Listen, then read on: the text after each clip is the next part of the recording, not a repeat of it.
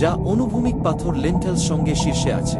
পাথরগুলো এককেন্দ্রিক রিং এবং ঘোড়ার স্বাকৃতির নিদর্শন তৈরি করে। পাথরের প্রকারভেদ: সারসেন্স বট বেলেপাথর ব্লক যা বাইরের বৃত্ত এবং ট্রিলিথন তৈরি করে, উপরে একটি লিন্টেল সহ জোড়া পাথর। ব্লুস্টোনস 150 মাইল দূরে ওয়েলস থেকে পাওয়া ছোট পাথর যা ভিতরের বৃত্ত গঠন করে। নির্মাণ: এই বিশাল পাথরের পরিবহন এবং স্থাপন, কিছু ওজন 2-5 টন পর্যন্ত, একটি রহস্য রয়ে গেছে। এটা বিশ্বাস করা হয় যে নির্মাতারা স্লেজ, রোলার এবং সম্ভাব্য রাফটগুলিকে দীর্ঘ দূরত্বে সরানোর জন্য ব্যবহার করবে।